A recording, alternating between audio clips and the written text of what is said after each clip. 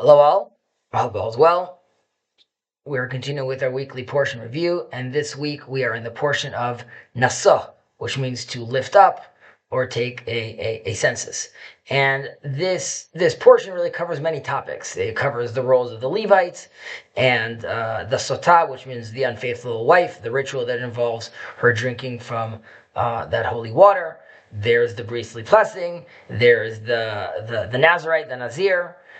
We also talk about the removal of the impure from the camp, the different offerings, and more. Now, so many topics, we have to ask what is really connecting these topics. Now, this specific book that we're in, right, the book of Bamidbar, is really teaching the Torah's guidance in the wilderness, right? And this is putting us in this wilderness-like state of moments of transition and disorder.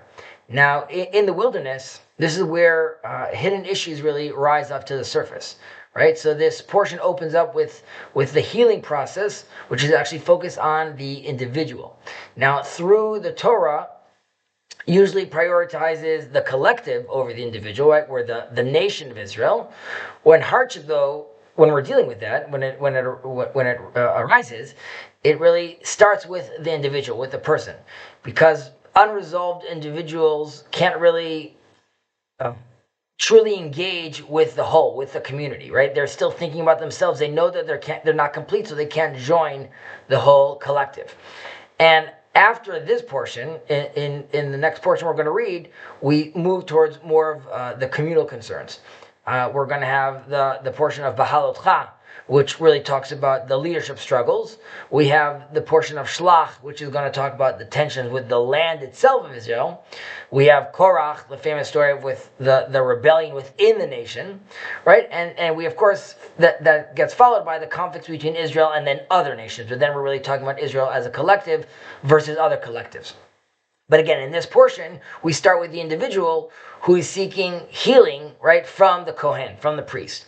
And it ends with offerings for all the tribal leaders, right? So they really are bridging the gap between the personal and the national, and then allowing us to notice and stress the marking of the shift to broader themes. Now, the individual struggles are really measured by their closeness, by their proximity to the nation's sacred center, which is the tabernacle, the Mishkan, which is placed in the middle, right? In the previous portion, we spoke about how the tribes of Israel were arranged around the Mishkan, and this is really revealing sort of the nation's anatomy, right? And now we see it's physiologically, like it's physiology really, how it lives and functions, right? Sometimes too much closeness to the holiness causes distress, right? Due to our personal impurity, right? We saw this with the sons of Aaron, right? Coming in while your hearts were pure, you weren't properly oriented, and obviously that led to devastation. Now, the Torah really instructs distancing from the camp all these individuals that are impure, to let them rebuild without overwhelming demands, ultimately. So it begins with commanding the Israelites to send out, right, all the camp, the leper, and anyone with an unholy discharge, or anyone that was defiled by the dead, ultimately. And the Metzorah, the leper, right? This is someone that is afflicted for moral failings, right? Like we said about evil speech, Lashon Hara. So he has to leave all through camps to rediscover and purify himself. The Zav, right? The one that has this impure discharge, right? This is really a physical weakness. He has to leave the Levite camp, right? Because that really demands like an intellectual clarity. The Tamemet, the one that's defiled by the dead, right? So here there's nothing morally or intellectually that he did wrong, but he's still barred from the Shekhinah camp, because the camp where the Shekhinah is the realm of eternity, right? Not the realm of death. It contradicts the whole idea of eternity. And so we see up until this point, the Torah has dealt with problems caused by closeness to holiness. But sometimes the distance actually from the sacred causes dysfunction, right? Like theft, ultimately. The thief has to be brought to the temple to offer restitution. But interpersonal tensions deepen, though, within the couple's relationship.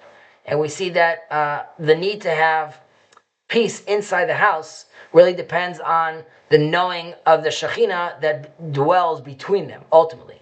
And when this awareness fades of the Shekhinah between them, suspicion and collapse ultimately follow, right? So the couple that dealing with this impure wife has to come to the temple where we have this whole impure sota ritual, which ultimately means erasing God's name.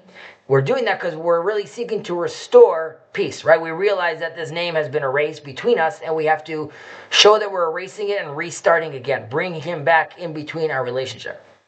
And ultimately, when it comes to the Nazir, right, the Nazirite, who voluntarily ascends, right, to the higher level of holiness, and he is similar to the high priest, this is also for, he's doing so for self-refinement, right? So after so much personal focus, there's a risk of over-isolation, right? I'm going to do my own thing, I'm focusing on myself, I'm purifying myself, we're only thinking about us at that point. So to balance this, the portion really concludes with the priestly blessing.